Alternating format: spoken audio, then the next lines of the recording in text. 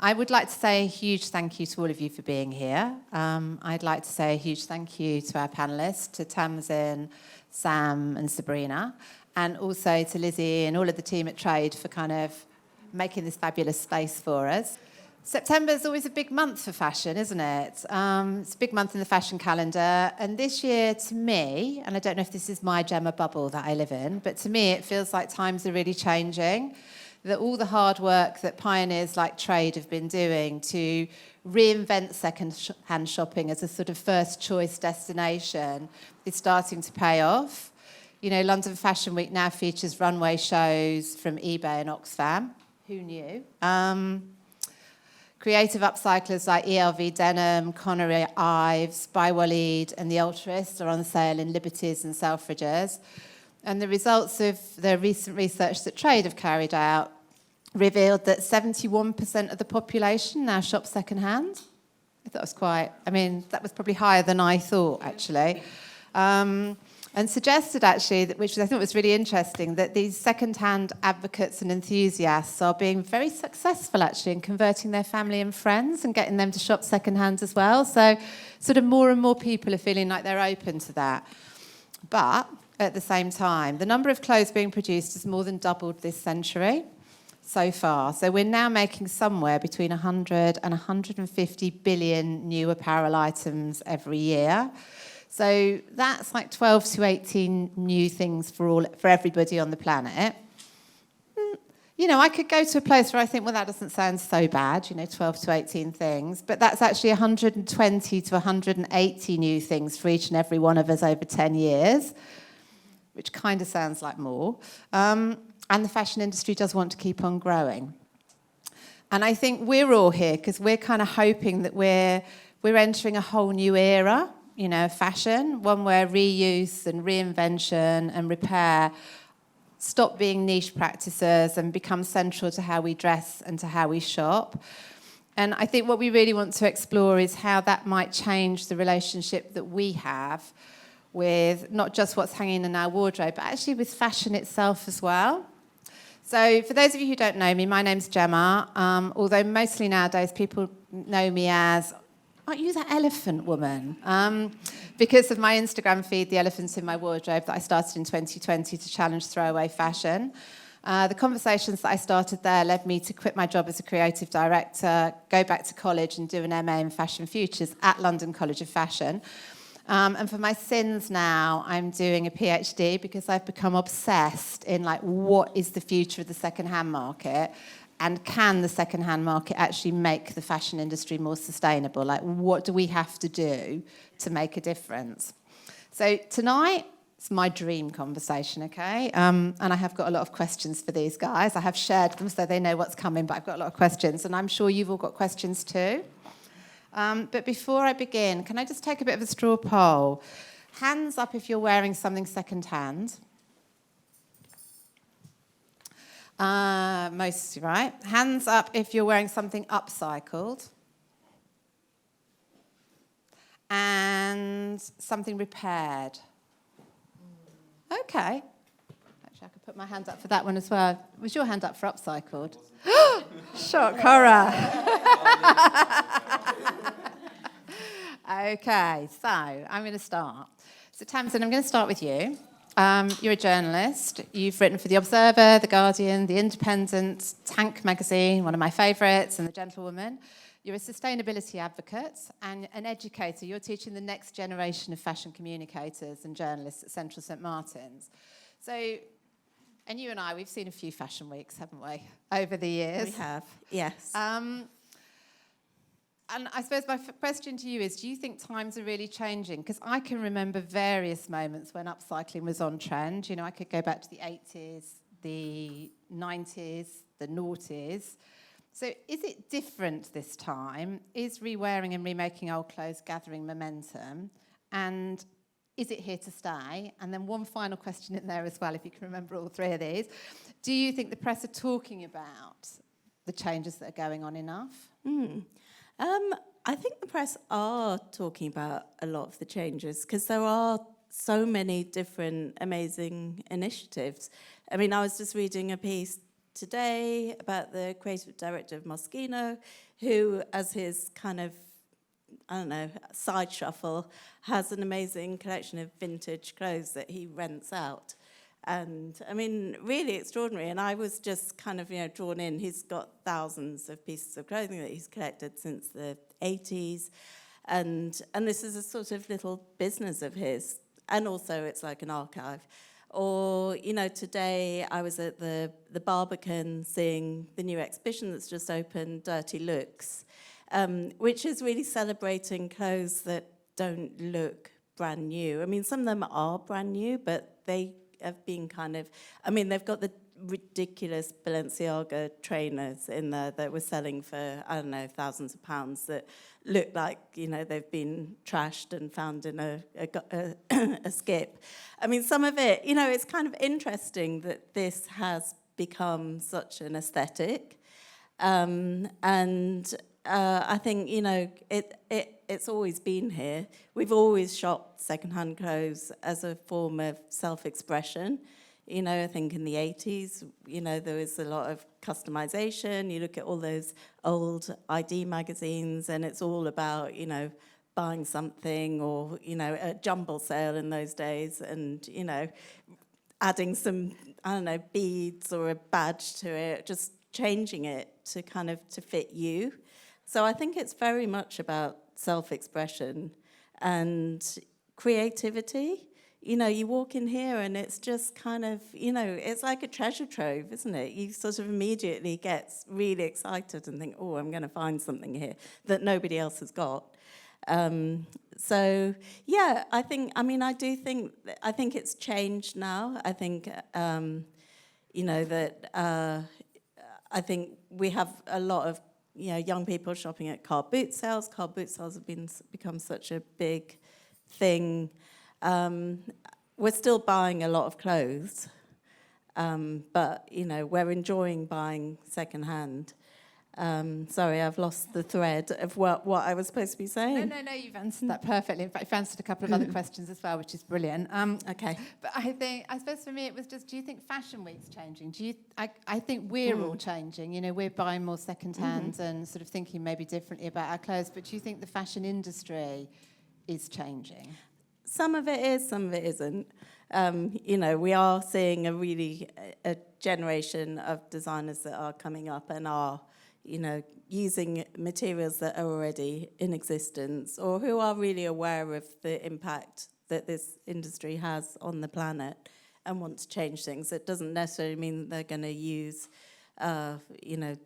existing materials or remake existing clothes. They might use, I don't know, botanical dyes, or they just want to do something that's kind of better for the planet.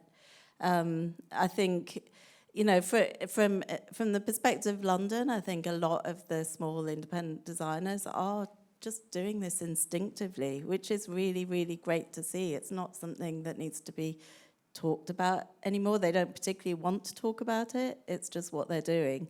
And I think that's really exciting.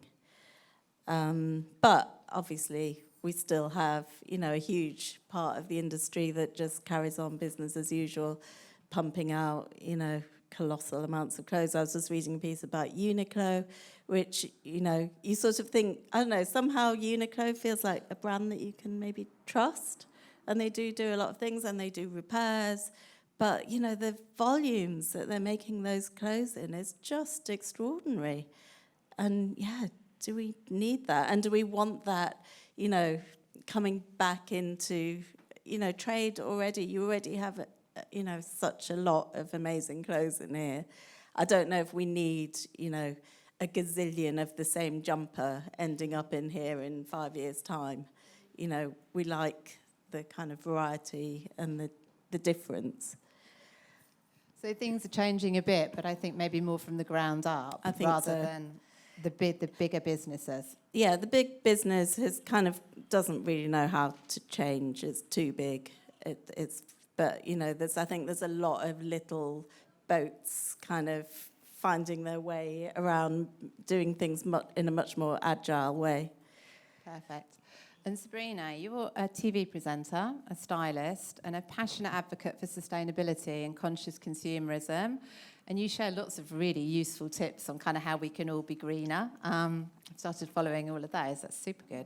Thank you. And it does feel to me as well like we're seeing more and more second-hand and upcycling on our TVs. You know, you've got kind of Love Island's partnership with eBay. You've got transformation challenges in the Great British Sewing Bee. You know, people are really sort of talking about second-hand and upcycling. From your perspective as an insider, are you seeing things changing, or is it a bit of a sort of token effort? I feel like people are actually starting to take notice. I pitched an idea for a TV show about upcycling and remaking and saying there are so many young, cool designers out there, or people that are, you know, the make, do and mend kind of community. And I was like, this would be perfect for a show, not just the one challenge that you see on the Sewing Bee where they do a recycle week or something like that. And I've been pitching for years, and it was just wasn't, no one was really interested in it. Apart from, last year. Last year I took part in the first ever show that was based solely around reusing the clothes that we own. It was a makeover series. It was called Secondhand Showdown, and it was on E4. I don't know if anyone's seen it here. Okay, loads of people nodding. And I just thought that that was just amazing that the risk was taken, and it actually wasn't even a risk. And it was just so great to see how, because for me, I've always been, I'm not really like a fashion girly, you know, like I don't really know my brands and stuff like that. I'm more of a style, how clothes speak to me, how they make you feel. And I don't feel like you always need to run and get new things, you know? So what was really interesting about that process was that we were seeing people kind of donate their old things and get a new lease of life with these pre-loved clothes, and just seeing their kind of transformational period. It didn't need to be brand new things. It didn't need to be this big sparkly makeover series, you know? We were just using what we already have. So that was very, very, very good. So I think there is a change. There's another show that's coming about called Restyle with Emma Willis. And I think we're seeing a lot more. Time is actually changing. The switch has actually gone. And I think, like you were saying, the little small boats, I think that's important. That's why I started my kind of Go Greener with Sabrina series just on my Instagram. Just a little humble hashtag of a series. But just showing people, kind of encouraging you to come on this greener journey and not thinking that it's this huge thing. It's just sharing small little tips that you can do, that you can include in your life without changing your whole life, to be a bit more sustainable, to be a little bit more greener. I've gone off track now. I've forgotten. Not at all. Things are definitely changing. So I was going to say, I feel like I'm on that small boat with the other people, and then that's what happens anyway in the industry. Yeah. We make the movement, and then suddenly people are like, oh, right, yeah, we want to do that now. So, but I think it's genuine. I like to believe it is now. I like to believe it is very genuine. Do you feel that? Mm-hmm. Yeah. And do you think sort of TV wardrobe people are sort of changing as well? So are we going to see lots more kind of the same clothes coming back? 100%. So I work as a stylist. I freelance at ITV Daytime, which is across the road. I was going to go home and get changed today, but I didn't. So I work for Lorraine, and I work on Loose Women, and we started to encourage them. They used to just wear one look in the morning for an hour show, and then that piece was kind of never seen again, or there was a summer sale for the staff. And I was like, this is just ridiculous. You're wearing it once. Like, we don't wear things once. No one just wears something once. So there's been a change there where they're re-wearing their pieces, which is fantastic. So not everything's just worn once. We mix it in. On Lorraine Kelly, for a few months, every Tuesday she wore the same pink suit, but we'd interchange it with different things. And then that was, she was posting about that on her Instagram. So I feel like more is happening, and, people are taking more ownership of that. I also work in film, as a costume standby, and I'm noticing we're getting a lot of contact from charities that are saying, please, at the end of films, don't waste. And I'm noticing that, and we have a sustainability advocate who I just met on a film I'm working with at the moment. So I sort of took her aside and I was like, what's your role? And she was saying her role is kind of new, but she's learning how they can bridge the gap in terms of sustainability across the board in film recycling.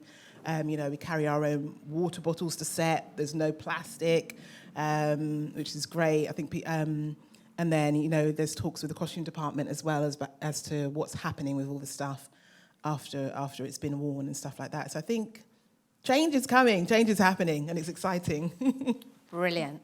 And Sam, you're a designer and a creative upcycler known for your playful reworking of old clothes and your witty reinventions of cultural icons. I mean, definitely some humour there going on, isn't there? Always, of course. And as a designer, what was it that first drew you towards upcycling and remaking? And what makes a really good garment for you to upcycle? What are you looking for? It was necessity, I think, really, that drew me to upcycling. I think, I studied in Liverpool, I studied architecture, and it's so tedious drawing buildings. I don't know if there's any architects knocking about, but it's so tedious drawing buildings that are never going to get built. And I needed something to do with my hands that wasn't just drawing lines on a page and rubbing them out for 7 hours a day. And I'm from a little village up near Manchester, and you want to be your own person. I went to uni and I did the stupid haircuts that I never actually grew out of. And the piercings and, doing all this, but you want to be your own person. And it's like people want, clothes are expressive, clothes are playful, for me. They always have been. It's, going back to what Tamsin was on about, 80s, it's Blitz Kids, it's Judy Blame, it's customizing things. There's nothing cooler than wearing something that you've had your own say on. Like anyone can go into a shop and buy something, and wear it. But when you've had your own say in it, there's nothing better than someone going, oh, that's really cool, that. And you go, oh, yeah, I added these, I added this patch, I added these buttons. But yeah, I just started going into charity shops or going into car boot sales or places like Trade that we're in today. Or, and looking on eBay and Facebook Marketplace and just trying to find the most amount of fabric that I could. Because I was just teaching myself. I just didn't know how to do it. One of my friends in Halls in first year gave me their sewing machine, and I put that sewing machine through hell. I was just trying to put anything that I could under this sewing machine. I'd be sat there and I'd be like this. Like, this needle's going to go.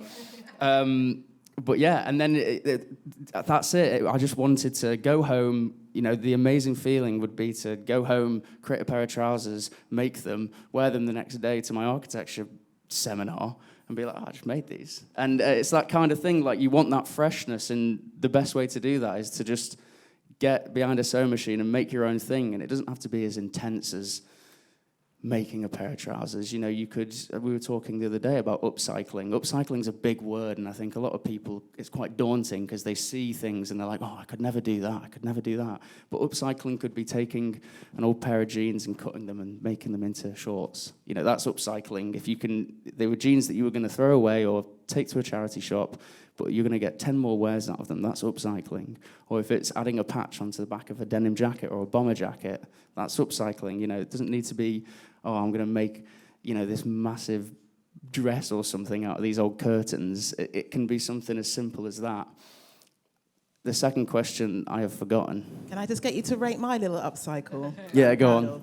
I don't even know what this is. I just found this little thing. Wonderful. And I put it on a safety bin and I just put it It's there. really nice. And I've been looking at Gemma's jacket as well with it's like the selvage, the end of the fabric, and it's all that. I always love that. That's really nice. Yeah, a friend was very kind and gave me all these bits. That's very kind of them. But they didn't. Yeah, they don't use salvages, do they? So, No, so it's they not. tie bundles up with them. And he said, "Oh, have these." And somebody else gave me the suit, and I was like, "Match made in heaven." Perfect. This is my Wonderful. dream. The second I question. guess my question for you is also kind of, well, I suppose to me, where do you start? I mean, I started with the suit, and then I was like, I need to get some salvages, and I asked for salvages. But where do you start? Do you start with the garment? Do you start with the idea? It varies. It varied a lot when I was at uni, sort of 6-7 years ago, which isn't that long ago, I guess, but it feels a long time ago.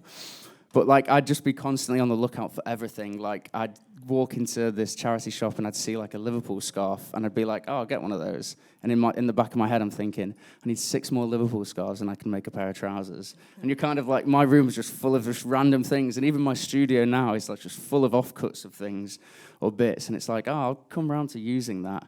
But yeah, you kind of, it would just be anything. It'd be beach towels or curtains, or I'd have friends that would be like, I'm giving away this thing. And I'd be like, give it here. Like, I will take it. I will make something of that. And then, like, 6 months later, I'll show them it, and they'll be like, that's just, I was just going to throw that away, but you've made this. Like, and then they'd be like, oh, can I have it? And I'd be like, no. I like it too much now. It's mine. You were going to throw it away.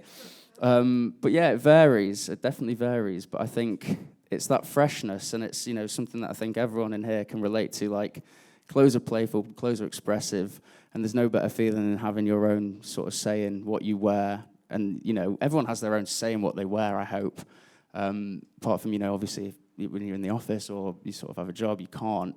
But in your own time, like, everyone knows what they like and knows what they want to wear. And, like, the next step to that is, like, having your own say in what it is by customizing it or upcycling it, as the word is. Well, I think when people know you do a bit of repair or upcycling, have you noticed people also give you stuff? So I got this suit, it was full of moth holes, and my friend was like, I'm never going to wear this, it's full of moth holes.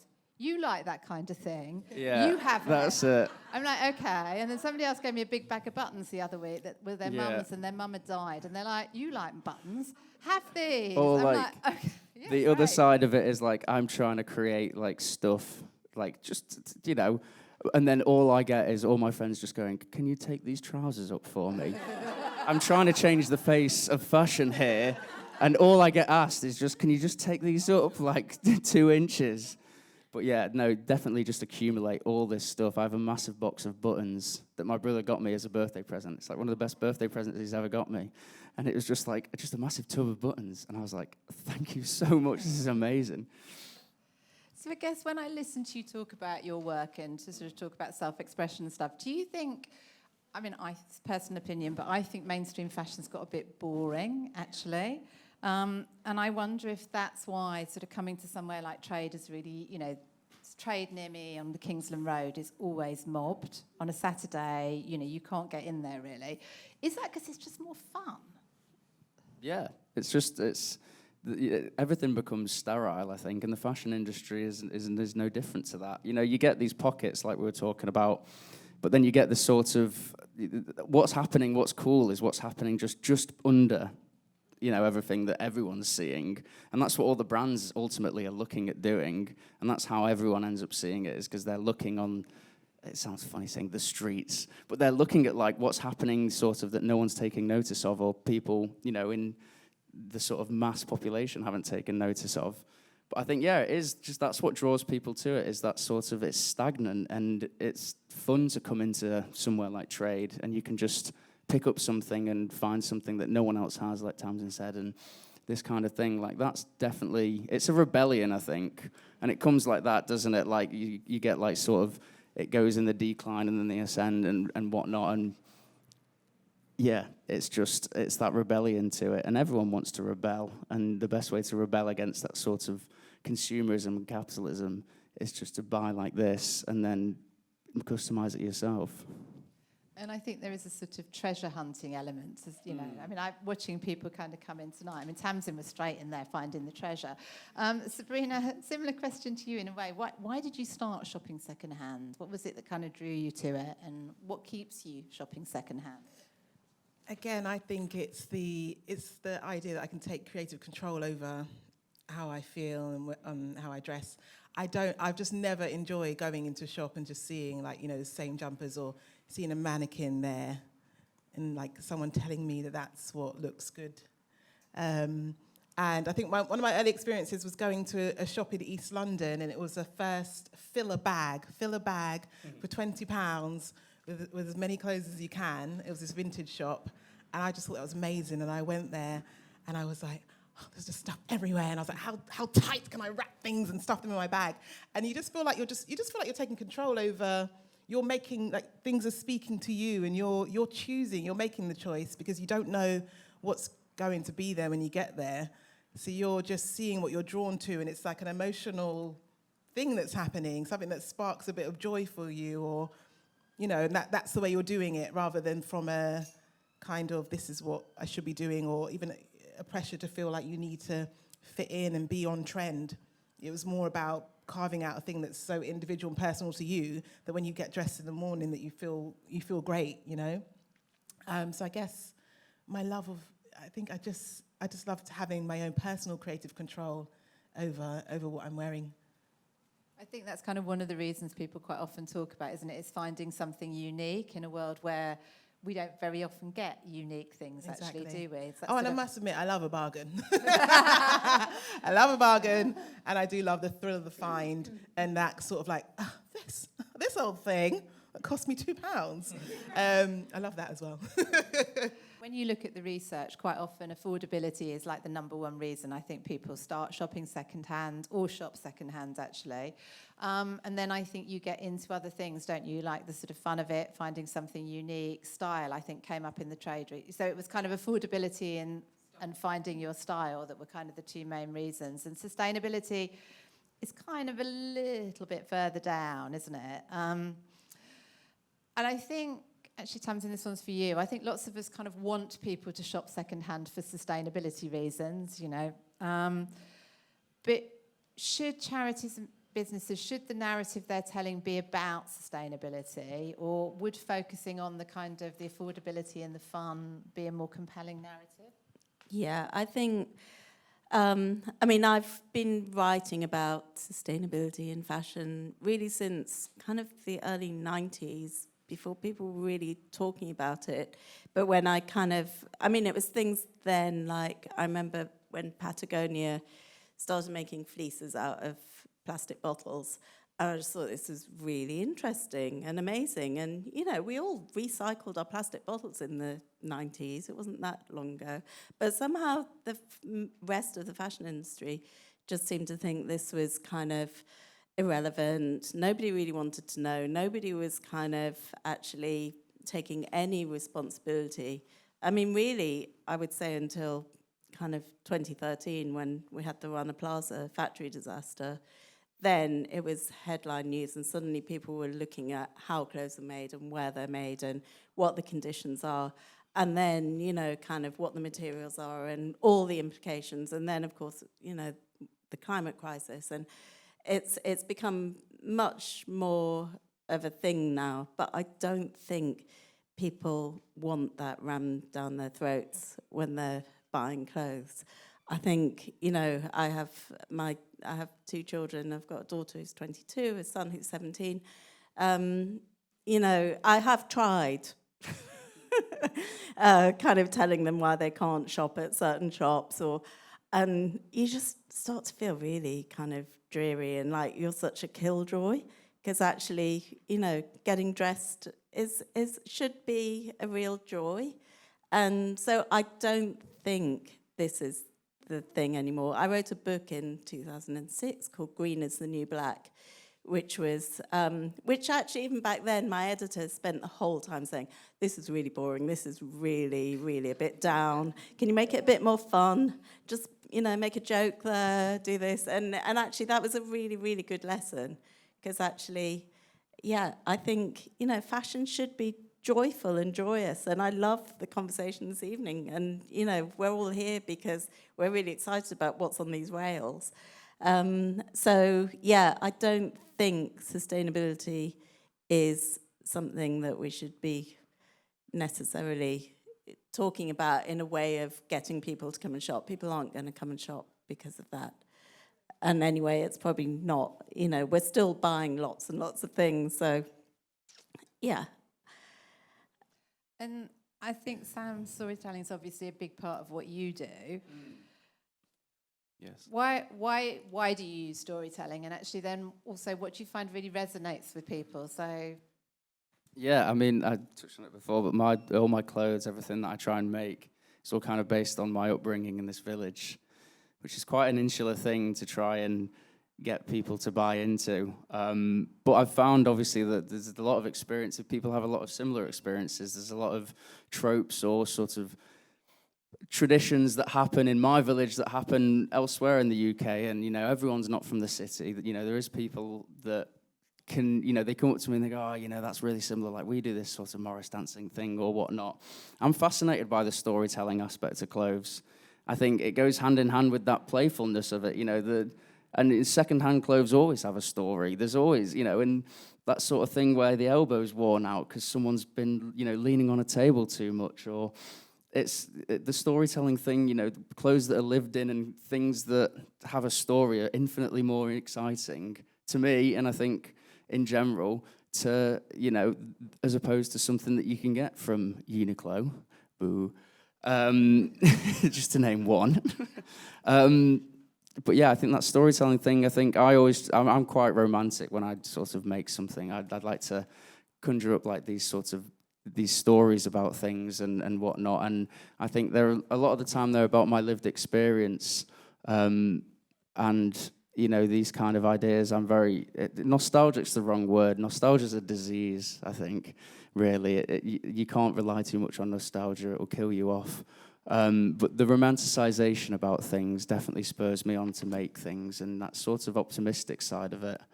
But yeah, I like a good story. You know, all the people that I've ever looked up to, sort of fashion-wise, you know, McQueen to name just one of them. It's all about the story.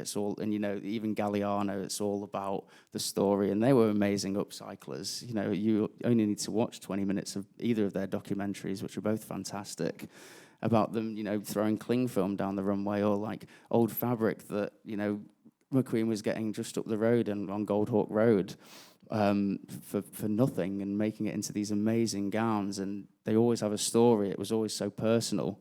Clothes have to be personal. They're on your body, you know. They're part of you. They're an extension of you. It's all expressive, and if you can make it playful, and again, if you can make it really yours by making it, you know, by embellishing it or doing whatever to it, then all the better. You know, you'll only feel better for it. I always feel better when I walk around in something that I've made, even if no one knows. It's wonderful. It's the best thing. Not ever. There's many more things that are better in this world than wearing an old tea towel. But yeah, you get the idea. Well, there is that sense, isn't there, I think, of clothes with stories, and I do think that's a really nice part about the sort of second-hand market. And there is research that says when we buy pre-loved or vintage clothes, we actually keep them for longer than when we buy new things. The stats aren't great, actually. The new things we keep them for about 4 years on average. But vintage things, apparently, we keep them for more like 5.5 years. So some progress. But Sabrina, I'm wondering, do you think that idea of clothes with stories is why we keep things? And do you have any sort of particular vintage pieces that you sort of treasure more because they've got stories, or clothes with stories? I'm not sure, really. I think I like to see when you see pieces like that are around in trade, and that they're just like they're made really well, and you think about the journey that it's been on, and you look at it and you say, this is still of really good quality. The fact that it's available to, you know, to resell and to wear again. So I think about that. I know that I just have a lovely like lipstick pink Vivienne Westwood vintage handbag that I got from eBay that I was bidding on, having a panic attack in the last seconds. And I was like, I wonder who had this. And now I have it. And like, I do think about the story of it and the journey that it's been on. But yeah. On the back of that, I bought a jacket actually in trade, and I went into the pocket, and there was like a ticket from like a Japanese landmark in there. I can't remember for the name of me what it was. But you know, when you find like a receipt in something or whatnot, and you're like, oh, this person bought this back in 2008. I wonder what they're doing now. There's a nice thing to that, like you said, like these kind of stories that come with the clothes that we wear, and you know, it only adds to the story of them. And if you can add that to them, then all the better. I have a friend who said that he used to sort of put, if he ever gave anything away, you know, if he ever donated anything to charity, he'd put like a little note in the pocket. You know, so there was so it did come with the story, actually, which I think is quite a cute idea. I'm going to come back to your point, actually, about the quality, because I think lots of the people that I know who shop secondhand, they do it because they're looking for better quality, either because they think vintage clothes are better quality, clothes used to be better quality, or because they want to buy brands that they really can't afford to buy new. And I suppose, I mean, maybe this is to everybody, Tamsin, I was thinking about this to you, but to what extent do you think declining quality in the mainstream market is kind of propelling more of us into secondhand?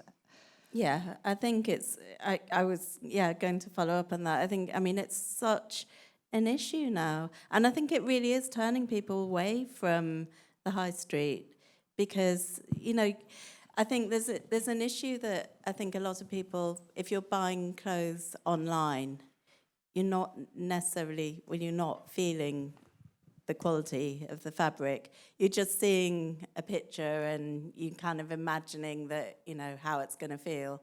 And then you actually get it and it's like a kind of, you know, dishcloth.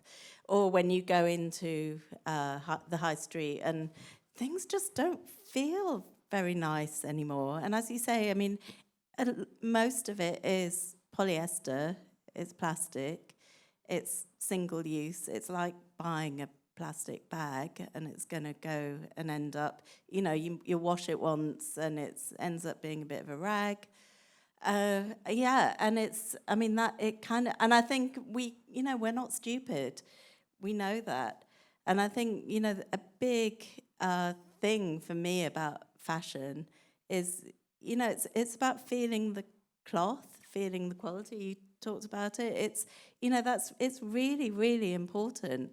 And I think, yeah, when you come into a shop like this, you're immediately feeling all these different textures. And you know, I a few years ago had to go through my mum's wardrobe after she passed away. And, you know, she had things, you know, she didn't buy expensive clothes, but she bought really well.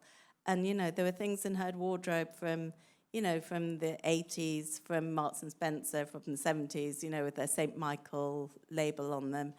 And, you know, those things have survived and are still, you know, they were made out of wool. They were made out of natural fibres. And, you know, those fabrics just stand the test of time. And actually, just to add to that, I last year actually took some of my students to the Trade Warehouse out in West London. And we saw some of the clothes being sorted. Everything arrives there, and there's conveyor belts, and there's, you know, amazing people who have trained to kind of, you know, sort all the clothes. And what was really interesting is that they are sorted, you know, they're feeling them. They can tell from the cloth. And if something is natural fibres, it goes into the quality section. You know, if it's cotton or wool or cashmere or silk, you know, these are, it's quite fundamental, I think. And if something is made out of, you know, a kind of really cynical, kind of thin polyester, it's just not going to stand the test of time. Trade's not going to want to, well, probably won't even be able to sell it in a few years' time. And that's a real worry, that we have got this high street that is flooded with very poor quality clothes, and what is going to happen to them. Yeah. But I think quality is, we're really losing that. It does make me think we need to sort of take more care of the vintage clothes that we have and the clothes that we think are decent quality, so that we can kind of keep recirculating them, actually, because we're going to need them, aren't we? Yeah, because I think they are becoming a finite resource. You know, I think it does make you realise that you really do have to look after these clothes, which are precious, all of these clothes that are hanging around us, you know, that might be 10, 20 years old.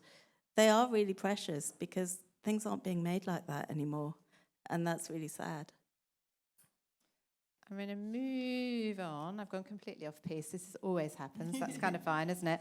And I'm going to sort of think about overconsumption and sort of wardrobe churning. I mean, there was some amazing research that London did, where they said the average person in London buys 48 new items of clothing every year. That's the average person. And they get rid of 44 items of clothing every year. And that getting rid of was actually stuff they put in the bin or donated to charity. It didn't take into account anything that they resold. And the research, the 48 new items, didn't take into account anything they bought secondhand. So it was kind of like you're buying 48 new items and you're getting rid of 44 items out of your wardrobe every year. And I wonder, does the secondhand market kind of have the power to stop us over-consuming? Or, you know, the danger for me is I walk into somewhere like this, it's full of amazing clothes. There's only one of everything that's in here. So if I find that one of one that I think, oh my God, I need, you know, I didn't know I needed it, but I love it, what do I do? And I'm wondering, Sabrina, I'm looking at you. Like, do you have any tips on What do you kind know of about me? how to consume? Can you consume secondhand more mindfully? Can secondhand sort of slow you down? Or I think you can. It took me a while to get to that place that you're talking of, because the other thing is that you don't want to then start over consuming the stuff. Although I feel like there isn't much guilt in it, because we are doing our part and we are saving the planet. But so I don't think you should have much guilt about it. But I just think about, when you're going out shopping, have your list. What colours do you have in your wardrobe? How will this complement, the things that you have? Or go the absolute other way and say, this is an absolute standout piece. This deserves to be in my wardrobe. But just be mindful of what you're bringing back, and don't get carried away by all the sales again. It's the same kind of psychological process that you go through on the high street anyway. Just be mindful of that when you are shopping. It is really hard. Like my eye, as I'm saying that, I'm like, can I look at that after? It's really hard, but just be mindful, just be sensible, don't get too overexcited about the thrill of it, the endorphins that we all get. Still be mindful in that way, I'd say. yeah, it's kind of like know yourself, isn't it? And know what you really like. And then either get something that you don't have anything like that, or something that you really know you're going to wear. Yeah. And then, Sam, coming back to you, just thinking about upcycling. I mean, the UK, it's another shocking stat. I do like a stat. The UK produces 1.4 million tonnes of post-consumer textile waste every year. What do you mean by that? I think it can be household as well, but it's any kind of textile waste. So anything that is clothes, textiles, and it is the stuff that goes into bins and clothing donation bins and stuff. And and then shockingly, I think we put about half of the stuff that we get rid of in the bin, actually, was sort of wrap stats. And I'm wondering, is this where upcycling comes in? We're throwing away, not even donating to charities, but throwing away so many clothes. Should we be thinking, what else can I do with that? Yes.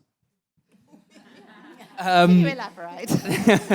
Well, yeah, of course, and I think more and more people are. I think there's, since I've started doing this, there's more, especially amongst, people sort of my age and people younger, more and more of us are thinking, how can I sort of make this into something that, I can wear again and again, like I said before, with the old jeans that you then turn into shorts.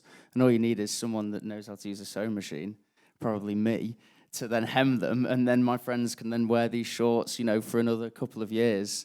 I think we should, we ultimately should just be looking at upcycling things. And like I said, upcycling's a big word. It's almost a dirty word. I think it's kind of gone too far as it's just used anyway. But I think, upcycling can be anything. It can be, like patches on stuff. We're talking upcycling and repairing can kind of go hand in hand, where you upcycle something by repairing the patch. If something's got a rip in it, then you sort of put a patch over it, and then it's upcycled almost. And you can even come into somewhere, like I've come into places like trade or into charity shops and seen something that might be reduced because it has a hole in it or something, and you kind of think, well, all I need to do is put a patch on that and I can wear it and it doesn't have a hole in it anymore. And again, it's about that story, and it's about kind of adding to things and having that sort of, that autonomy over what you wear. Like I've got a jacket that I just constantly keep adding things to. It was an old Harrington jacket. And I've constantly just added, I've even just pin badges when I've gone and, to car boots or whatnot. You had a pin badge. It's like a beer towel on the back that I've sewn on the back for no other reason than I just thought it would look good. It's a Guinness beer towel. And whenever I go into an Irish pub, there's loads of people that slap me on the back for it. And I'm like, oh, okay, right. But you kind of don't really realize, but then I'm just adding to it, and it's almost a project in itself. And you keep, there's like, oh, there's a patch there that I got from, this car boot sale, or there's a patch here that, I found wherever in this scrap fabric bin in a fabric shop that I go into. I think just upcycling things, and it's even cropping T-shirts. Like cutting T-shirts up or making it into vests, or making a denim jacket into a denim vest, like that's upcycling. And if you're going to get even 3-4 more wears out of it and then donate it to somewhere like trade or give it to a charity shop, it's better than just doing that first. I don't know. Well, I think when you do upcycle or mend something, you also look at it much more closely, don't you? So you have a different relationship with it because you have to study it almost. You have to get to know it, don't you, to sort of sew it in a way? Yeah, and like that's I learned how to make clothes by going into charity shops and finding something that was damaged and sitting there and unpicking them. And that's how, and it's not necessarily what you were on about, but you get to learn how clothes are made, and when clothes had that, that quality to them, and you can see, and you're like, this is really hard to unpick. Whereas if it's something from, that fast fashion, you could just literally take a seam and pick her up it. But like when things are like sort of, like cover stitched or overlocked and all of this, but I think it's important, and you need to. I think we do it naturally. Anyone can feel a garment and know if it's high quality or not. But yeah, I think that's sort of taking care with things and treating clothes differently when they've sort of been through it with you. You do though, and even when you buy something secondhand or you're upcycling it, you have there's that affinity to it because you've put more time into it and more care into it. You love it more, and I think that's really important in sort of an age where we're just, having people throw away things after wearing them a couple of times, which is it's so trend based. A lot of the fashion industry, it's so trend. Oh, this is in right now, but in 6 months it's not going to be. Just bin it. I think, but we're coming back round, and like I said, it's all happening sort of underneath. It's just a matter of time before bigger brands pick up on it, or they don't. They might never. There's brands like that are never going to pick up on it, but they'll still take what they can from it, I think.